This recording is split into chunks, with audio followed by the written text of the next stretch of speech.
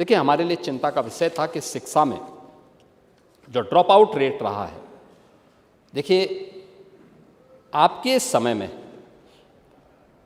जो drop out rate था ये लगभग 6 से 7% के आसपास था समाजवादी पार्टी की सरकार के समय में। आज ये लगभग 0% से लेकर के 3 के आसपास है। लेकिन इसके पीछे कारण क्या था? हम इसको नीचे लाने में क्यों सफल हुए?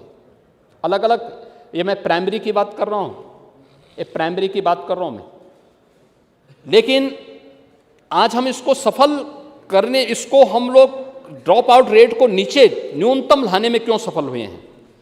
खास तौर पर देखिए, आम धारणा क्या थी, और मुझे अफसोस हो रहा था, आपने सीएम कंपोजिट विद्यालय की बात की। इस सीएम कंपोजिट विद्यालय केवल हम एक जिले में पहले चरण में 2 दे रहे हैं, लेकिन सच्चाई ये है कि हम इसको न्याय पंचायत स्तर तक बनाना चाहते हैं। 8000 न्याय पंचायतें हैं, 8000 न्याय पंचायतों में 8000 ऐसे विद्यालय बनाने की दिशा में हम कार्य कर रहे हैं। इस बजट में भी हमने पैसा 150 हम गत वर्ष पैसा दे चुके हैं, 150 का इस बार भी हम पैसा दे चुके हैं। यानी पहले चरण में हर विधानसभा क्षेत्र में एक एक बन जाए, और एक एक बनने के बाद फिर हम लोग इसको ब्लॉक स्तर पर ले जाएंगे, फिर न्याय पंचायत स्तर पर लेके जाएंगे। 12 से 15 एकड़ क्षेत्रफल में प्री प्राइमरी से लेकर के 12वीं तक के बच्चे एक कैंपस के नीचे, एक छत के नीचे पढ़ेंगे। पर्याप्त मात्रा में शिक्षक होंगे, पर्याप्त मात्रा में छात्र होंगे, और एक ही कैंपस में शिक्षा के साथ साथ कौशल विकास के बारे में जानकारी उनको मिलेगी, स्पोर्ट्स की अच्छी फैसिलिटी उनके पास होगी। क्यों नहीं कंपटीशन के योग्य हमारे बच्चे तैयार होंगे? क्यों नहीं तैयार होंगे?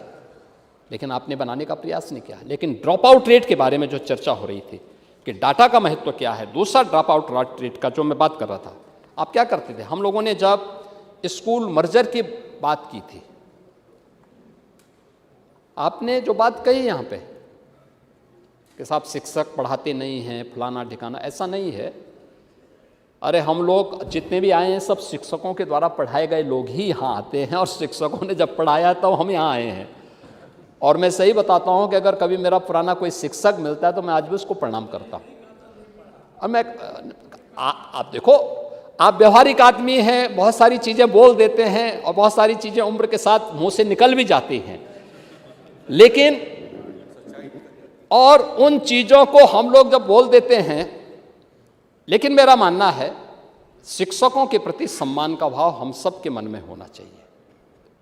और सरकार ने इसीलिए कहा कि हम कैशलेस की फैसिलिटी उन सभी शिक्षकों को देंगे। बेसिक है, माध्यमिक है, उच्च है, इन सबको हम देने जा रहे हैं। शिक्षणोत्तर कर्मचारियों को भी हम उसके साथ जोड़ रहे हैं। और उसको ड्रॉप आउट रेट की जब हम बात कर रहे थे तो ये मान्यता क्या थी कि साहब बेटियां इसलिए स्कूल छोड़ देती हैं कि स्कूल दूर है। हम लोगों ने सर्वे किया, क्या यही सही कारण है? इंफ्रास्ट्रक्चर डेटा गहराई से उसका जब विश्लेषण किया गया, डेटा का विश्लेषण किया गया, उसको देखा गया, एनालिसिस की गई कि क्या ये सच है आया नहीं। बालिकाएं स्कूल इसलिए छोड़ती हैं क्योंकि स्कूल में शौचालय की व्यवस्था नहीं, पेयजल की व्यवस्था नहीं, कहाँ बेटी जाएगी। और ये इस डबल इंजन की सरकार ने आदरणीय प्रधानमंत्री जी की प्रेरणा से तय किया कि हर स्कूल में शौचालय होने चाहिए और शुद्ध पेयजल की व्यवस्था होनी चाहिए। और ड्रॉप आउट रेट इसलिए हम 0 तक पहुंचाने में सफल हुए हैं।